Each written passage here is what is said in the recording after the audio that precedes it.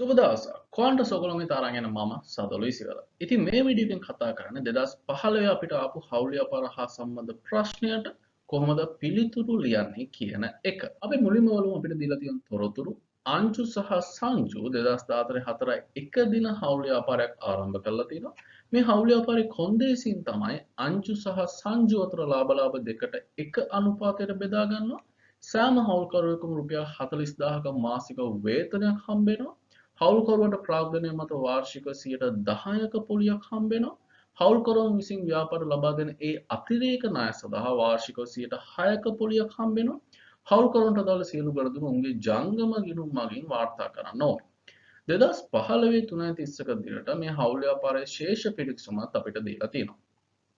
දේපල් පිරිත උපකරණ ධාරණ වටිනාකමට හර 4800යි, දේපල් පිරිත උපකරණ මත ෂ 600යි, වෙළඳ ලැබිය යුතු දෑ 900යි, බැංකුවේ ඇති මුදල් 130යි. ප්‍රාග්ධන ගිණුම් ආරම්භක ශේෂයන් අංජුක 1800යි, සංජුක 1300යි. 2014 8යි එක දින අංජු ලබා දුන් ණය 1000යි, වෙළඳ ගෙවිය යුතු දෑ 340යි, විකුණුම් 6100යි. ඒ වගේම ගැනුම් 2500යි, මෙහෙයුම් වියදම් 820යි, අංජුට ගෙවූ වැටුප් 200යි, අංජුගේ ණය මත ගෙවූ පොලි 30යි, සංජුට ගෙවූ ප්‍රාග්ධන පොලි 100යි සහ අංජුට ගෙවූ කුලී 100යි. අවසාන වශයෙන් නව කාර්යාලය සඳහා ඒ ගෙවූ කුලී 360යි. ඒ අනුව හර ශේෂයන් වල එකතුව 10540යි, බැර ශේෂයන් වල එකතුව 10540යි. ඊට අමතරව අපිට අතිරේක තොරතුරු විදිහට දීලා තියෙනවා අංජුට අයිති ගොඩනැගිල්ලක තමයි මේ ව්‍යාපාරය ආරම්භ කරලා තියෙන්නේ. මේ සඳහා වාර්ෂික රුපියල් 2,40,000ක කුලියක් අංජුට ගෙවන්න ඕනේ. ඒ වුණාට මේ ව්‍යාපාරය 2014 10 එක දින රුපියල් 3,60,000ක වාර්ෂික කුලියකට නව ස්ථානයකට අරන් ගිහලා තියෙනවා. සහ ඒ මුදල් එදිනම ගෙවලා තියෙනවා. දෙවෙනි අතිරේක තොරතුර තොග වාර්තාවලට අනුව 2015 3 31 දින තොගේ පිරිවැය රුපියල් 2,50,000යි. කෙසේ වුවද මේ අංජු සහ සංජු විසින් ලබාගත් පිළිවෙල රුපියල් 30,000ක් සහ 20,000ක් වන ඒ භාණ්ඩ තොග ගැනීම වාර්තා කරලා නැහැ. තුන්වෙනි අතිරේක තොරතුර 2015 අප්‍රේල් මාසය සඳහා බෙදා හැරීමට එකතු වූ භාණ්ඩ වෙනුවෙන් ව්‍යාපාරයට රුපියල් ලක්ෂයක අත්තිකාරමක් ලැබිලා තියෙනවා. මේක ව්‍යාපාරයේ විකුණුම් විදිහට තමයි සටහන් කරලා තියෙන්නේ. හවුල් ව්‍යාපාරයේ සියලු මුදල් ගනුදෙනු බැංකු ගිණුමක් වශයෙන් සිද්ධ කරනවා. 2015 3 31 දිනට ව්‍යාපාරයේ බැංකු ගිණුමේ ශේෂය මේ බැංකු ප්‍රකාශනයේ ශේෂය සමග එකඟ වෙලා නැහැ. පසුව මේ කරන ලද විමර්ශනවලදී පහත දෑ හෙළිදරව් වෙලා තියෙනවා. ගනුදෙනුකරුවන් විසින් රුපියල් 40,000ක චෙක්පතක් බැංකුවේ ඍජුවම තැන්පත් කරලා තියෙනවා. ගනුදෙනුකරුවන්ගේ ලද රුපියල් 60,000ක චෙක්පතක් අගරු වෙලා තියෙනවා. සැපයුම්කරුවන්ට නිකුත් කරන ලද රුපියල් 50,000ක චෙක්පතක් ගෙවීමට ඉදිරිපත් කරලා නැහැ. සහ අංජුගේ ජීවිත රක්ෂණ වාරිකය ගෙවීම සඳහා නිකුත් කළ ඒ 10,000ක චෙක්පත ව්‍යාපාරයේ බැංකු ගිණුමේ සටහන් කරලා නැහැ. අපෙන් අහන්නේ 2015 3 31 දින අවසන් වර්ෂය සඳහා හවුල් ව්‍යාපාරයේ ආදායම් ප්‍රකාශනය. ඒ කියන්නේ මෙතනදී මේ හවුල්කරුවන්ට කරන ලද විසර්ජනයද ඇතුළුව තමයි ආදායම් ප්‍රකාශනය අහන්නේ. සහ 2015 3 31 දින අවසන් වර්ෂය සඳහා හවුල්කරුවන්ගේ ජංගම ගිණුම් සහ අවසානයේ 2015 3 31 දිනට හවුල් ව්‍යාපාරයේ බැංකුවේ ඇති මුදල් සහ වෙළඳ ලැබිය යුතු දෑවල නිවැරදි ශේෂයන් වාර්තා කරන්න ඕනේ. ඉතින් අපි මුලින්ම බලමු මේ ආදායම් ප්‍රකාශනය කොහොමද හදන්නේ කියන එක. ඉතින් අංජු සහ සංජු හවුල් ව්‍යාපාරය 2015 3 31 දින අවසන් වර්ෂය සඳහා ආදායම් ප්‍රකාශනය හැදුවම එන්නේ මෙන්න මේ විදිහට. අපි බලමු මේ එක් එක් අයිටමයන් කොහොමද මේ අතිරේක තොරතුරු තුලින් ගලපලා තියෙන්නේ කියන එක. පළවෙනි අතිරේක තොරතුරු තමයි මේ ගොඩනැගිලි කුලිය හා සම්බන්ධ. මේ ව්‍යාපාරය පටන් අරන් තියෙන්නේ අංජුගේ ගොඩනැගිල්ලට. එතකොට මේ වාර්ෂික කුලිය පොරොන්දු වෙලා තියෙන අංජුර සඳහා රුපියල් 2,40,000යි.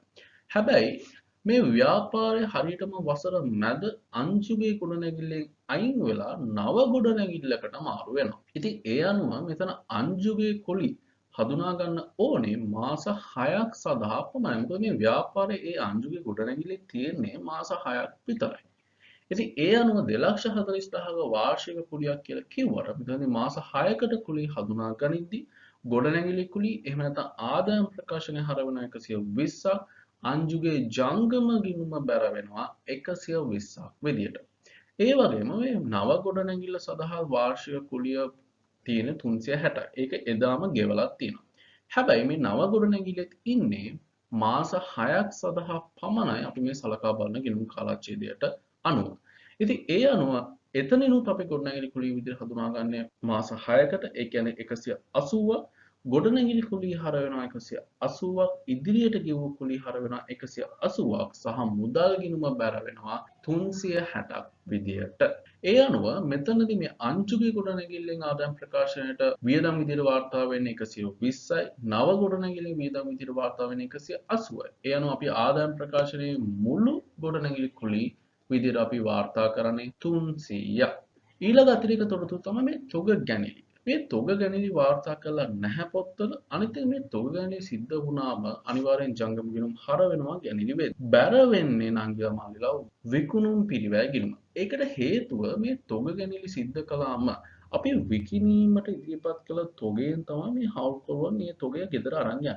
ඒතකොට ඒක විකිණීම සඳහා ඉදිරිපත් වීමක් වෙන්නේ නැහැ. ඒක නිසා අපි ඒක විකුණුම් පිරිවැයන් අඩු කරන්න ඕනේ. ඒකයි විකුණුම් පිරිවැය බැර වෙන්නේ.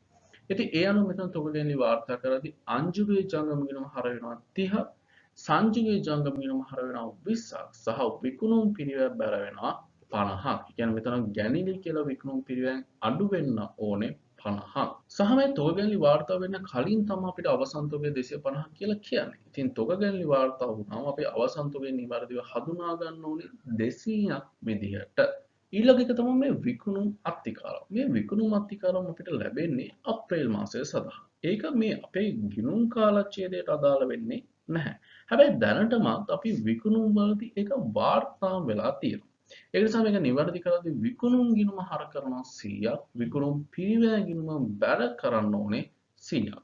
ඒ අනුව විකුණුම් 6100 අපිට ගිණුම් පොත්වල දීලා තියෙන්නේ. ඒකෙන් 100ක් අඩු කළාම අපි නිවැරදිව විකුණුම් හඳුනා ගන්න ඕනේ 6000ක් විදිහට.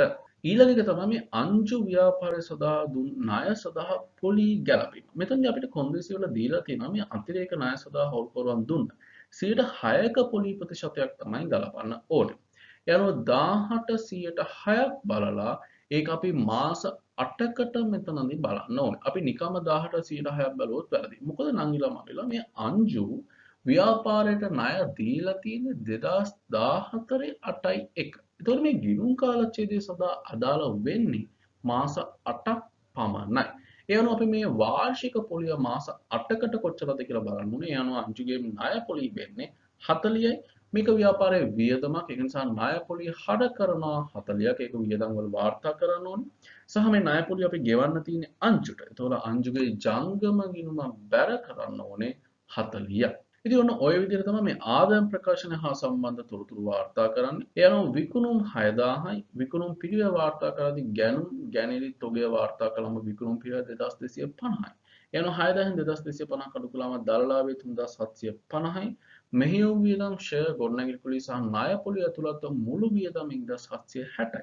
ඒ අනුව දරලාභයෙන් 1760ක් අඩු කළාම කාලච්ඡේදයේ ලාභය වෙන්නේ 1990යි. ඉතින් විසර්ජන ගිණුම වාර්තා කරද්දී කාලච්ඡේදයේ ලාභය අපි හොයාගත් ආදායම් ප්‍රකාශනය 1990යි. ප්‍රාග්ධන පොලිය ගෙවන්න කියන කොන්දේසි වල 10%ක ප්‍රාග්ධන ගිණුම් ශේෂ මත. ඒ අනුව අංජුගේ ප්‍රාග්ධන ගිණුමේ ශේෂය තමයි 1800. ඒකට 10%ක 180යි. සංජුගේ ප්‍රාග්ධන ගිණුම් ශේෂය 1300. ඒකට 10%ක් 130යි. ඒ අනුව ප්‍රාග්ධන පොලිය විදියට අංජුට 180ක් සහ සංජුට 130ක් විසර්ජනය වෙනවා. වේතන ගෙවද්දී දෙන්නටම 4,80,000ක් විදියට විසර්ජනය වෙනවා සහ ලාභ කොටස් වලදී මේ ප්‍රාග්ධන පොලිය සහ වේතන විසර්ජනය කළා ඒ ඉතුරු වෙන ලාභය දෙකට එක අනුපාතයේ යටතේ බෙදා දක්වන. ඒ අනුව අංජුට 480ක් සහ සංජුට 240ක් විදියට ලාභ කොටස් විසර්ජනය වෙනවා. ඉතින් මේක අපි ජංගම ගිණුමේ වාර්තා කරද්දී විසර්ජන ගිණුම හර වෙනවා. ඒ අදාළ විසර්ජනයන් ජංගම ගිණුම බැර කරන්න ඕනේ. ඒ අනුව ප්‍රාග්ධන පොලිය විදියට බැර වෙලා තියෙන 180 සහ 130 පිළිවෙලින් අංජුට සහ සංජුට වේතන බැර වෙනවා 480ක් විදියට අංජුටත් 480ක් විදියට සංජුටත් ඒ වගේම ලාභ කොටස් බැර වෙනවා අංජුට 480ක් සහ සංජුට 240ක් විදියට. මෙතනදී මේ කුලී බැරවීම සහ ණය පොලිය බැරවීම අපි ආදායම් ප්‍රකාශන යටතේ වාර්තා කළා. මේ අංජුගේ ගොඩනැගිල්ල සඳහා ඒ හිටපු ඒ කාලයට අදාළ ඒ කුලිය තමයි මෙතන 120ක් විතර අංජුට බැර වෙලා තියෙන්නේ. ණය පොලි විදියට අංජුට බැර වෙලා තියෙන්නේ මේ අංජු විසින් ව්‍යාපාරට සැපයූ ණය සඳහා වන පොලිය. ඉතින් ඒ වගේම මෙතනදී විශේෂයි අපිට ශේෂ පිරික්සුමේ දීලා තියෙනවා මේ ජංගම ගිණුම යටතේ අපි අංජුට සහ සංජුට ඒ වෙන් කරපු ඒ අදාළ අයිතමයන් මුදලින් ගෙවීම. අපි මේවට කියනවා ප්‍රතිපූර්ණය කිරීම කියලා. එයනු මේ ප්‍රතිපූර්ණයට අදාළ ජර්නල් සටහන් තමයි ජංගම ගිණුම හර වෙනවා මුදල් ගිණුම බැර වෙනවා. ඒවා අපිට දීලා තියෙනවා ගෙවූ වැටුප් අංජුට ඒකෙන් අංජුගේ ජංගම ගිණුම හර වෙනවා 200ක් මුදල් ගිණුම බැර වෙනවා 200ක්. ගෙවූ ප්‍රාග්ධන පොලේ දීලා තියෙනවා සංජුට ඒ අනුව සංජුගේ ජංගම ගිණුම හර වෙනවා 100ක් මුදල් ගිණුම බැර වෙනවා 100ක්. ගෙවූ කුලී දීලා තියෙනවා අංජුට අංජුගේ ජංගම ගිණුම හර වෙනවා ගෙවූ කුලී කියලා 100ක් මුදල් ගිණුම බැර වෙනවා 100ක්. සහ ගෙවූ ණය පොලී අපිට දීලා තියෙනවා අංජු සඳහා 30ක් විදියට අංජුගේ ජංගම ගිණුම හර වෙනවා ගෙවූ ණය පොලී කියලා 30ක් මුදල් ගිණුම බැර වෙනවා 30ක් විදියට. සහ මේට අදාළ අනිත් දේ තමයි මේ තොග ගැනීම අපි කතා කළා. තොග ගැනීම වාර්තා කරද්දී ජංගම ගිණුම හර කරන්න ඕනේ භාණ්ඩ ගැනීම කියලා. ඒ වගේ මෙතනදී මේ රක්ෂණ වාරික ගෙවීම වලට වාර්තා කරලා තියෙනවා. මේකෙදී ඒ සංශෝධිත බැංකු ගිණුම බැර කරනවා සහ රක්ෂණ වාරික ගෙවීම මේක පෞද්ගලික ගෙවීමක්. ඒ නිසා අපි ඒක ගැනීම විදිහට තමයි අර්ථකථනය කරන්නේ. ඒ අනුව අංජුගේ ජංගම ගිණුම හර වෙනවා 10ක් විදිහට. ඉතින් ඒ අනුව මේ ජංගම ගිණුම් වල අංජුගේ සහ සංජුගේ ශේෂයන් ඉදිරියට අරන් යන්නේ පිළිවෙලින් 930ක් සහ 730ක් විදිහට. මේ ගානේ අවසාන කොටස තමයි අපිට දීලා තියෙන තොරතුරු ආශ්‍රයෙන් සංශෝධිත බැංකු ගිණුමේ ශේෂය සහ සංශෝධිත ණයගැති පාලන ගිණුමේ ශේෂය හොයන එක. ඉතින් මෙතනදී අපිට මේ බැංකු ගිණුම හා අදාළ තොරතුරු වාර්තා කරද්දී ඒ වෙලා තියෙන අතපසුවීම් සහ වැරදි අපිට තොරතුරු වල දීලා තියෙනවා. ඒකෙන් පළවෙනියට අපි වාර්තා කරලා නැති දේ තමයි මේ ගනුදෙනු කරුවන් විසින් ඍජුව තැන්පත් කරපු ඒ චෙක් වටිනාකම්. ඉතින් මේක අපි වාර්තා කරද්දී සංශෝධිත බැංකු ගිණුම හර වෙනවා 40ක් සංශෝධිත ණයගැති ගිණුම බැර වෙනවා 40ක් විදිහට. ඒක ඒ අදාළ ගිණුම් වල අපි වාර්තා කරන්න ඕනේ. දෙවෙනි එක තමයි මේ ලද චෙක්පත්. ඒ කියන්නේ මේ ණයගැතියෙකුගෙන් ලද චෙක්පත් අගරු වීම. මේක නිවැරදි කරද්දී සංශෝධිත ණයගැති පාලන ගිණුම හර වෙනවා 60ක් සංශෝධිත බැංකු ගිණුම බැර වෙනවා 60ක් විදිහට. ඊළඟ එක තමයි මේ රක්ෂණ වාරික ගෙවීම. මෙතනදී මේක අපි ගැණිලි විදිහට තමයි අර්ථකථනය කරන්නේ. ඒ අනුව අංජුගේ ජංගම ගිණුම හර කරන්න ඕනේ 10ක් සහ සංශෝධිත ගිණුම බැර කරන්න ඕනේ 10ක් විදිහට. ඉතින් අන්න ඒ අනුව මෙතන සංශෝධිත බැංකු ගිණුමේ නිවැරදි ශේෂය විදිහට 100ක් හඳුනා ගන්න පුළුවන්. සහ සංශෝධිත ණයගැති පාලන ගිණුමේ නිවැරදි ශේෂය විදිහට 920ක් හඳුනා ගන්න පුළුවන්. ඉතින් මෙතනදී මේ නංගිලා මල්ලිලාට අහන්නේ ආදායම් ප්‍රකාශනය, විසර්ජනය, ජංගම ගිණුම සහ නිවැරදි බැංකු ගිණුමේ ශේෂය සහ මේ වෙළඳ ලැබිපු ශේෂය. ඉතින් මම මෙතන මේ පෙරවැඩ අරව මේවා හැදුවේ මේක වැඩියෙන් තේරුම් ගන්න පුළුවන් නිසා. ඉතින් ඕගොල්ලෝ මෙතනදී ගණන් කරද්දී මේ පෙරවැඩ මේ විදිහටම අනිවාර්යෙන් කියලා හදන්න ඕන අවශ්‍යතාවයක් නැහැ. අපි කරන්න ඕන අපෙන් අහලා තියෙන ප්‍රශ්නෙට නිවැරදිව පිළිතුරු දෙන එක විතරයි. ඒ අදාළ දේවල් විතරක් සටහන් කරමු. මොකද අපිට මේ දීලා තියෙන පැය ගාන මත අපි කොහොමද උත්තර ලියා ගන්න ඕන. ඉතින් ඔන්න ඔය විදිහට තමයි මේ 2015 අපිට මේ ආපු හවුල් ව්‍යාපාර හා සම්බන්ධ ප්‍රශ්නයට පිළිතුරු සාකච්ඡා කරන්න. බොහොම ස්තුතියි.